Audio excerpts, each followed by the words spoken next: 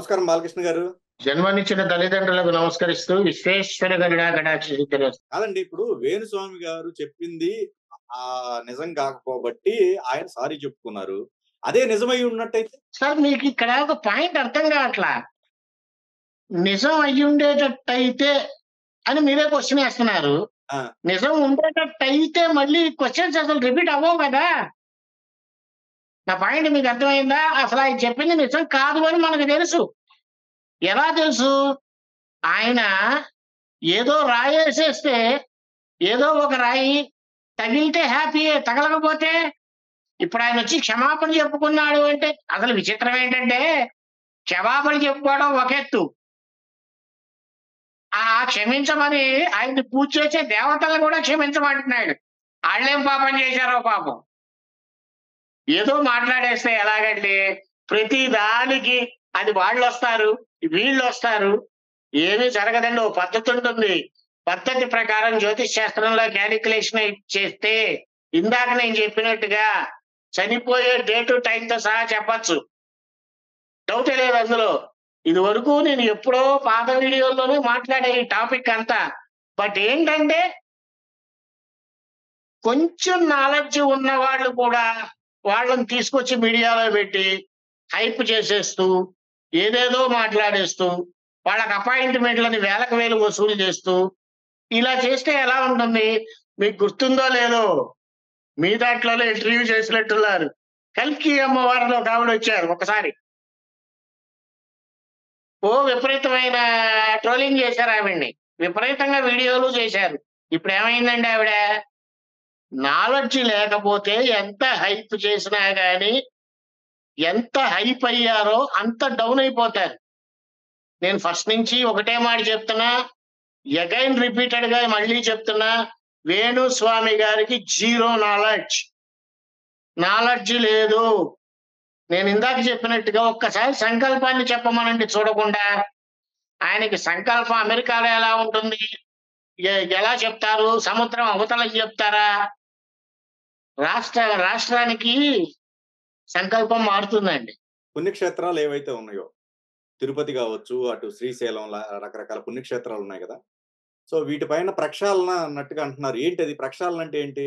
అన్యం అసలు first of all ప్రక్షాళన చేయాల్సింది టీటీడీలో అంతమంది బోర్డు మెంబర్స్ ఉండకూడదు. తిరుమల తిరుపతి దేవస్థానం రూల్స్ ప్రకారం. ఇంకొకటి, అన్యమత ప్రచారం ఎక్కువైపోయింది. అది తగ్గాలి. అది తగ్గితే బాగుంటుంది. ఎలా ఉంటుందంటే, జగన్మోహన్ రెడ్డి గారు ముఖ్యమంత్రిగా ప్రమాణం చేసి స్వీకారం చేసిన తర్వాత ఏ ముఖ్యమంత్రి అయినా సరే సతీ సమేతంగా దర్శనానికి వెళ్తారు తిరుమల. ఈయన ఒక్కళ్ళే వెళ్ళారు. చివరికి ఉగాది రోజున ఎప్పుడో ఆ వెంకటేశ్వర స్వామిని తీసుకొచ్చి ఆయన తాడేపల్లిలో సెట్టేసి మరీ పూజలు చేశారు. చివరికి ఆ రెండే ఇచ్చాడు, ఆ నామాలు రెండే వెంకటేశ్వర స్వామి. భర్తతో కలిసి వెళ్ళి సాంప్రదాయంగా చేయవలసిన పనులు చేసేటువంటి ముఖ్యమంత్రులు ఉంటేనే దేశం సుభిక్షంగా ఉంటుంది. లేకపోతే భ్రష్టు పట్టిపోతుంది. ఉదాహరణగా ఇంకొకసారి గనక చంద్రబాబు నాయుడు గారు రాకుండా జగన్మోహన్ రెడ్డి గారు మళ్ళీ ముఖ్యమంత్రి అయినట్టుంటే ఆంధ్రప్రదేశ్ మొత్తం కూడా చెప్పబట్టుకుని అడుక్కునేవాళ్ళు. రాజధాని ఏది అంటే చెప్పుకోలేని దౌర్భాగ్య స్థితిలో ఆంధ్రప్రదేశ్ ప్రజలు ఉన్నారు. ఈ రోజున చూడండి, కాలర్ ఎగరేసుకుని చెప్తారు అమరావతి అని. రాబోయే రోజుల్లో రాజధానిని ప్రపంచం మొత్తం కూడా ఇది రాజధాని అనే విధంగా చేసి చూపించగల అపర చాణక్యుడు చంద్రబాబు నాయుడు గారు. డౌటే లేదు అందులో. చూడండి కావాలంటే. కూటమి ఫ్యూచర్ ఎలా ఉండొచ్చు అంటారు? కూటమి ఫ్యూచర్ ఇందాక నేను మీతో చెప్పా. కూటమి ఫ్యూచర్ ఎలా ఉంటుంది? ఎక్కడ కూటమి? ఇక్కడ కూటమా? ఎన్డీఏ కూటమా? ఇక్కడ ఆంధ్రప్రదేశ్. కూటమి ఫ్యూచర్ బ్రహ్మాండంగా ఉంటుంది. నేను ఇందాక మీకు ఒక మాట చెప్పా. కూటమి గురించి కావాలంటే ఏ నెలలో ఏది జరుగుతుందో ఖచ్చితంగా చెప్పగలను అని చెప్పా. అది ఈసారి ఒక సీరియల్ గా ఎపిసోడ్స్ చేద్దాము. ఈ నెలలో కూటమికి ఏం జరుగుతుంది, ఈ నెలలో మనకి వచ్చే నష్టాలు ఏంటి, ఈ నెలలో మనకి వచ్చే లాభాలేంటి? అలా ఒక 12 ఎపిసోడ్‌లు నెలకి ఒకటి చొప్పున ఖచ్చితంగా చేద్దాం. నేను చెప్పిందే జరుగుతుంది. అందులో డౌటే లేదు. నేను మళ్ళీ మళ్ళీ చెప్తున్నా ఈ పాయింట్. నేను చెప్పేది మాత్రమే జరుగుతుంది. కాకపోతే ఈ సంవత్సరం చాలా మంది నన్ను అడిగిందేంటంటే, "సార్ ఏమైనా ప్రమాదాలున్నాయా?" అని చాలా మంది క్వెషన్ ఏశారు. తుఫాన్లు వచ్చే అవకాశాలున్నాయి. వాహన ప్రమాదాలు ఎక్కువ జరుగుతాయి. విమాన ప్రమాదాలు గూడా జరుగుతాయి. తుఫాన్లు మాత్రం భారీగా వస్తాయి. ఈసారి పంట నష్టం అధికంగా ఉంటుంది. ఎందుకంటే రాజు కుజుడు. కుజుడు ఎప్పుడూ గూడా యుద్ధ వాతావరణాన్ని కలిగిస్తూ ఉంటాడు. అందుకే లాస్ట్ ఇయర్‌లో అంటే 2023-24 ఎలక్షన్స్ బిఫోర్ వరకు ఆంధ్రప్రదేశ్ మొత్తం యుద్ధ వాతావరణమే నెలకొంది. ఆ యుద్ధాన్ని అలా కంటిన్యూ చేస్తూనే ఉంటాడు. మళ్ళీ ఉగాది అయ్యేదాకా. సో, కాస్త రైతులు గాని, వాహనం నడిపేవాళ్ళు గాని, కాస్త జాగ్రత్తగా నడిపితే బావుంటుంది. ఎట్ ఎనీ కాస్ట్ వాహన ప్రమాదాలు అధికంగా ఉంటాయి. తుఫాను హెచ్చరికలు బాగా ఉంటాయి. సునామీలొస్తాయి. భూకంపాలు కూడా వస్తాయి ఈ సంవత్సరం. ఇప్పుడు ఆస్ట్రాలజర్స్ ఏదైనా సరే, ఏదన్నా చెప్తే వెంటనే దానికి కౌంటర్‌గా మీరొస్తారంటారా? ఖచ్చితంగా వస్తా. అది తప్పు అని తెలిస్తే ఇమ్మీడియేట్‌గా వస్తా. నేను ఇన్నాళ్ళు గూడా నాకెందుకు అనే దీంట్లో ఉన్నానండి. ఏది పడితే అది మాట్లాడేస్తే ఫస్ట్ ఆఫ్ ఆల్ సోషల్ మీడియాలో ఈ రోజున టీవీలు చూడటం కన్నా సోషల్ మీడియాని యూజ్ చేసే వాళ్ళు చాలా అధికంగా ఉన్నారు. చాలా అధికంగా ఉన్నారు. 95% సోషల్ మీడియా మీద డిపెండ్ అయ్యేవాళ్ళు చాలా మందున్నారు. అది ఏ న్యూస్ అయినా సరే, యూట్యూబ్ అయినా సరే, ఏదైనా సరే. అవి వాళ్ళకి తప్పుడు సంకేతాలు వెళ్ళటం వల్ల చాలా నష్టపోతున్నారు. ఏ తప్పుడు సమాచారం ఆస్ట్రాలజర్ చెప్పినా ఖచ్చితంగా నేను ఇమ్మీడియేట్‌గా కౌంటర్ ఇవ్వడానికి రెడీగా ఉన్నా. డౌటే లేదు అందులో. అది ఎంత పెద్ద ఇష్యూ అయినా సరే. ఓకే. ఎందుకంటే ఎవరో ఒకళ్ళు మన ధర్మాన్ని మనం కాపాడాలి. జగన్మోహన్ రెడ్డి గారికి ప్రమాదం ఎదురయ్యే అవకాశం ఉందంటున్నారు. ఇందాక. Maximum 25 before. ఆహా! ఆ! ఖచ్చితంగా అవుతుంది. ఆయన జాతకం తెలుసా మీకు? శ్రీకృష్ణ తెలుసు. శ్రీకృష్ణ జన్మస్థానానికి వెళ్ళొచ్చు. వాహన ప్రమాదము జరగొచ్చు. ఏదైనా జరగొచ్చు. ఇది ఆన్ రికార్డ్ అవుతుంది మీరు చెప్పేది. సార్ నేను చెప్పింది ప్రతిదీ ఆన్ రికార్డే. ఏది ఆఫ్ రికార్డ్ అయింది? ఇండిపెండెంట్‌గా గవర్నమెంట్ ఫార్మ్ చేయలేదు. భారతీయ జనతా పార్టీ అని చెప్పా. అది on రికార్డే.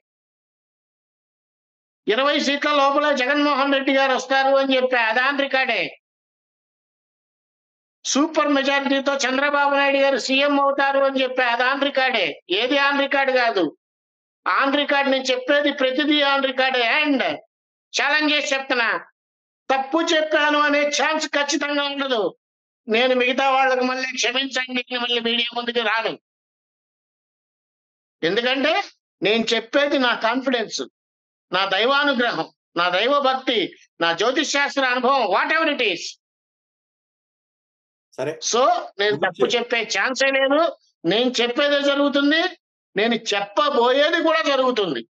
No doubt about it. మిగిలిన ఆస్ట్రాలజర్స్ అందరూ గూడా జగన్ గారి జాతకం రీత్యా చాలా బాగుందని జెప్పారు. కానీ మీరు విరుద్ధంగా చెబుతున్నారు. కంప్లీట్ విరుద్ధంగా చెబుతున్నారు వాళ్ళకి. నేను మళ్ళీ చెప్తున్నానండి. నేను చెప్పేదే జరుగుతుంది. డౌటే లేదు అందులో. నేను చెప్పిందే జరిగింది. ఇకపై చెప్పేదే జరుగుతుంది.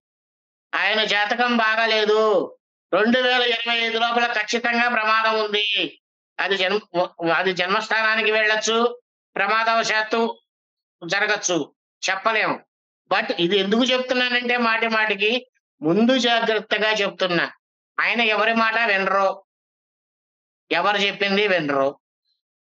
సో చెప్పాల్సిన ధర్మం ఉంది కాబట్టి చెప్తున్నా. కానీ ఏ ఆస్ట్రాలజర్ అయినా సరే, ఎవరైనా సరే తప్పు మాట్లాడితే మాత్రం ప్రశ్నించడానికి ఖచ్చితంగా నేను ఇమ్మీడియేట్‌గా వస్తానండి. ఇన్నాళ్ళు నాకెందుకులే ఏదో మాట్లాడేస్తూ ఉంటారు. ఎవరి భావన వాళ్ళది, ఎవరి సంపాదన వాళ్ళది అనే ఉద్దేశంతో ఊరుకున్నా. నాకిందాక ఒక విషయంలో బాధ కలిగింది ఎక్కడంటే, ఒక డాక్టర్‌కి ఇవ్వలేని కన్సల్టెన్సీ ఫీజు ఒక మీడియా వాళ్ళు మాట్లాడుతూ ఆయన్ని డైరెక్ట్‌గా కలిస్తే 6,000 ఫోన్ అపాయింట్‌మెంట్ తీసుకుంటే 3,000 ఏంటండి ఇది? డబ్బులా? పెంకులా? ఏమన్నా హోమాలు చేస్తున్నారా? 15,000 కట్టడానికి? లేదంటే 20,000, 30,000 పెట్టడానికి? లేదా లక్షలు పెట్టి ఏమన్నా ఒక 5, 6 రోజులు హోమం చేస్తున్నారా? కన్సల్టెన్సీ ఫీజు 6,000 ఏంటండి? ముడ్డితో నవ్వుతారు ఎవరన్నా.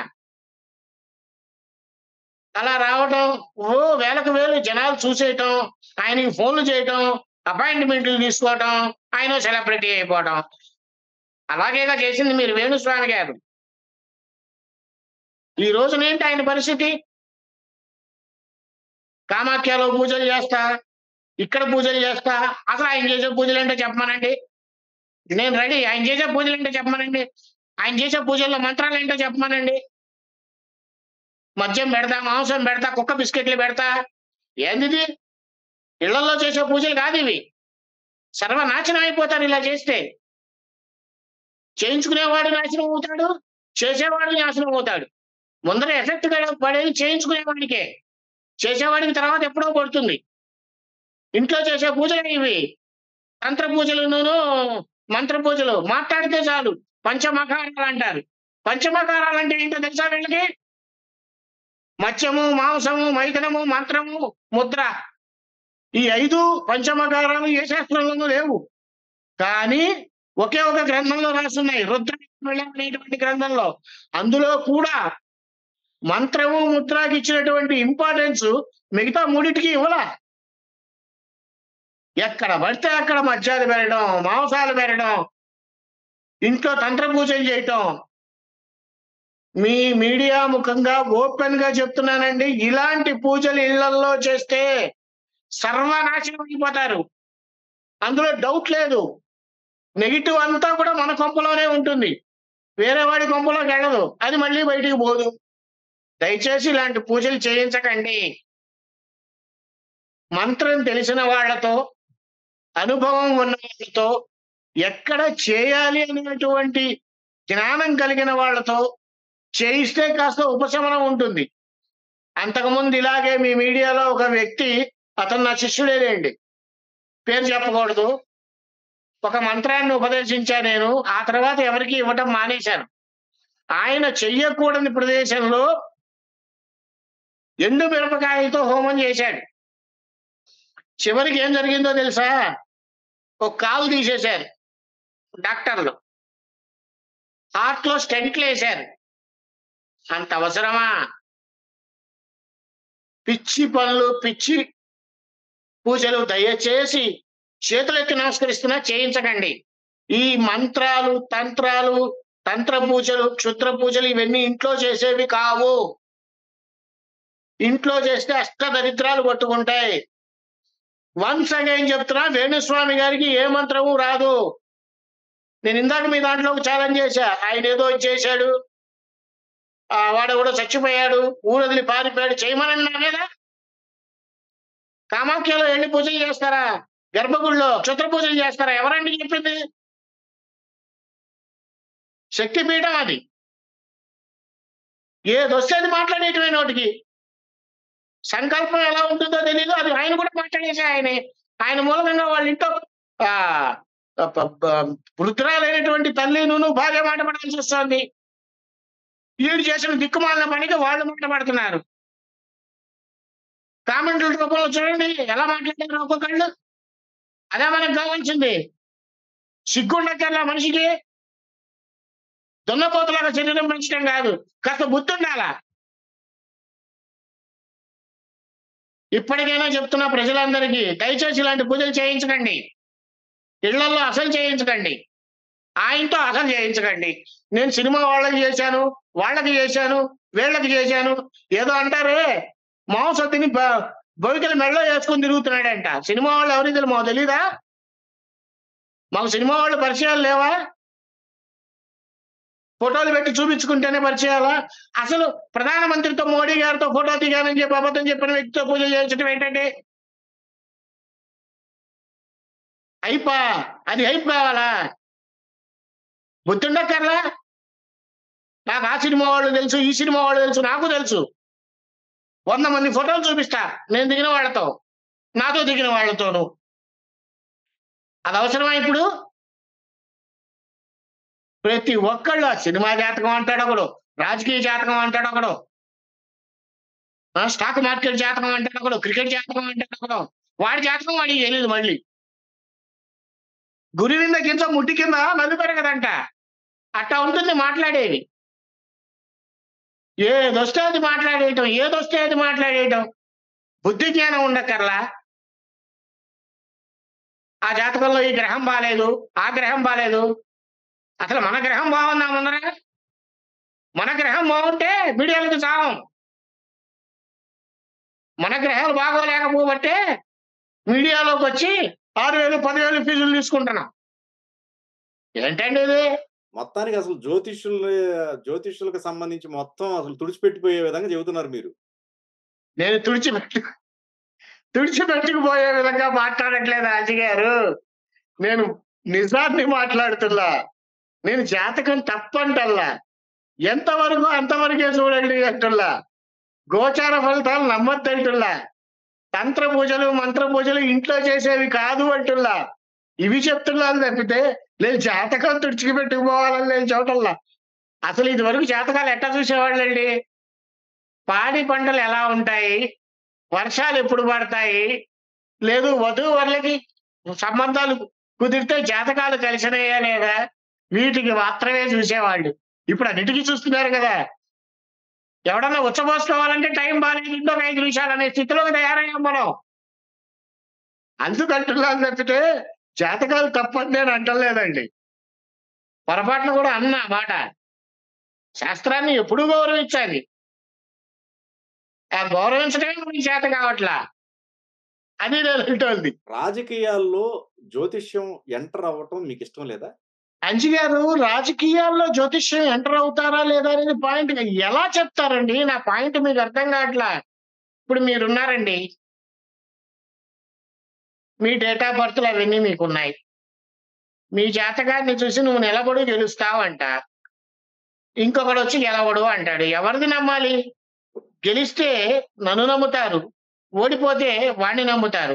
అసలు ఇంకా చెప్పాలంటే జ్యోతిష్ శాస్త్రం గెలుస్తామా లేదా అని చెప్పాలంటే మీది యాక్యురేట్ టైం ఉండాలి. ఎలక్షన్ డేట్ తెలియాలి.